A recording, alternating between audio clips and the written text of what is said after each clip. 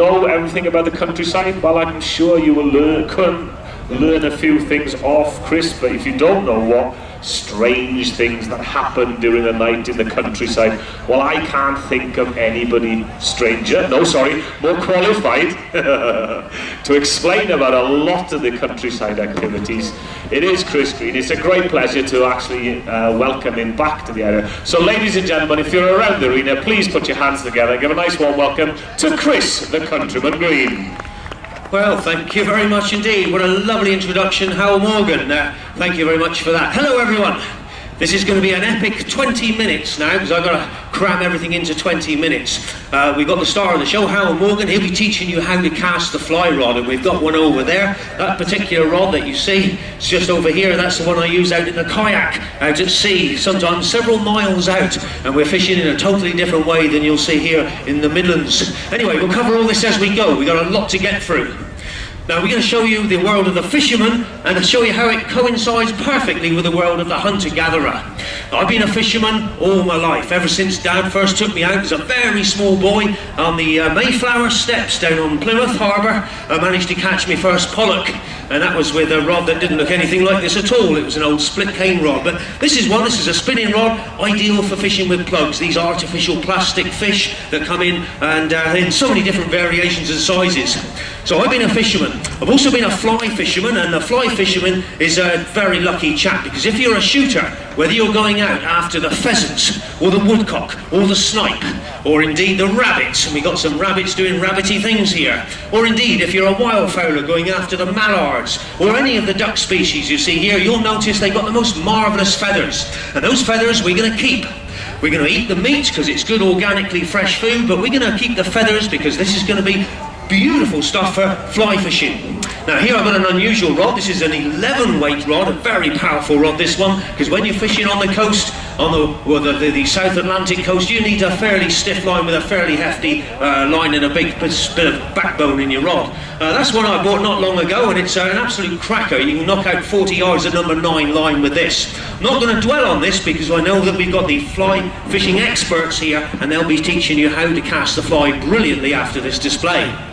Now we've got a number of guns, and we're going to first of all start off with a bit of a bang. That will wake most of you up after a hard night last night, and so we'll begin at the beginning.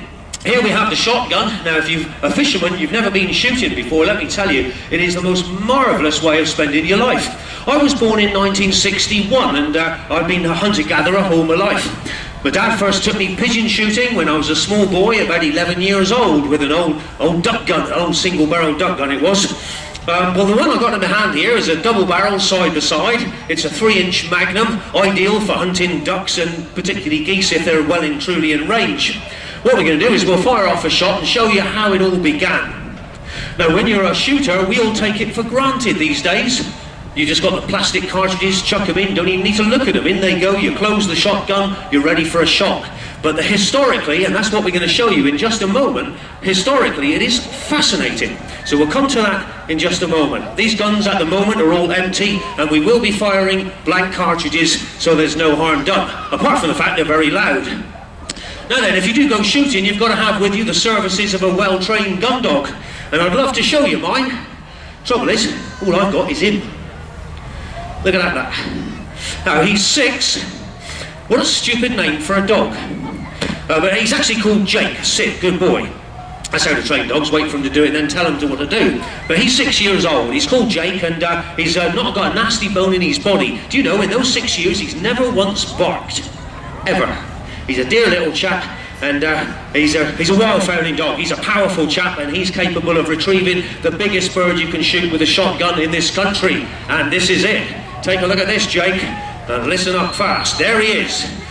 This time of the year, the wildfowler in season, and we're going to be hunting these in the next few weeks, and these are the biggest bird you can shoot with a shotgun in this country. They've got a wingspan of up to 6 feet. They can weigh anything up to 15, 18 pounds. Is a very, very big Canada goose. They're big boys. There's a lot of meat upon his bones, and our job, of course, is to fetch them.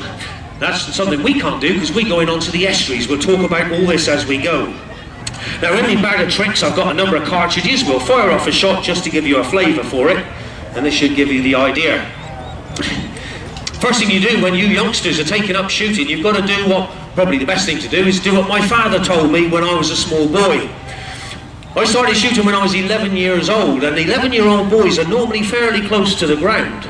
Now, the proper way of carrying a gun when you're not really expecting a shot is to have the gun barrel broken and open. Now, that means the muzzles for a small boy are very close to the mud.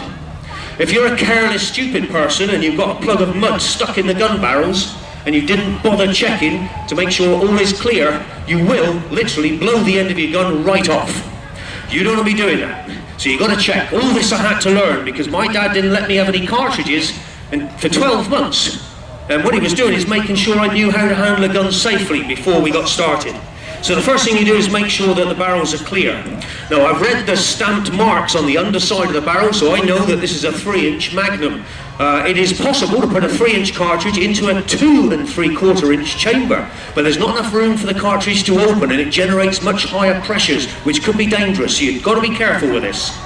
Right, so it's basically common sense. The way to close a shotgun, so many people don't even know this. The way to close a shotgun is with a stock up to the barrels. Don't ever let me see you boys doing what the clay pigeon shooters do, and you know who you are. You know the scene. We won the Olympics, didn't we, at clay pigeon shooting? They got the big cage, they stand in the cage, there's a machine over there that flies up the little black discs. So they stand in the cage, they load their gun, they slam it shut like that and shout pull. That is not the way to close a shotgun. You've got to remember that inside the action of the shotgun, it's got some 3 basic moving parts. And if you don't service it every season, one day it will fail. In exactly the same way we have to MOT our cars, we should service our guns by a proper gunsmith, and there aren't very many of those left either. However, if it's not serviced properly, it will fail. And the last thing you want to do is go bang in that position. So you kids, listen sharp. Now, all guns have got a safety catch. This one's positioned just here, and when we slide it forward, it's ready to go. The safety catch does not actually make the shotgun safe. The safety catch, all it does is stop the triggers from being pulled. It does not prevent the hammer, which you can't see, from striking the firing pin. So the golden rule with handling guns of any type is you never point guns towards other people, ever. Now, once you've got that under your hat, you're on your journey. What you need to know now is the effective range of the 12 bore, and we're about to find out how as we go. Jake, stay there. He says, I have to, Dad, because I'm tied to the ground with a great piece of rope. Are you ready then? Here we go, the 12 bore. There you have it. He's looking up like all the feathers coming out the sky. He says, you've got one, Dad. Let me fetch him.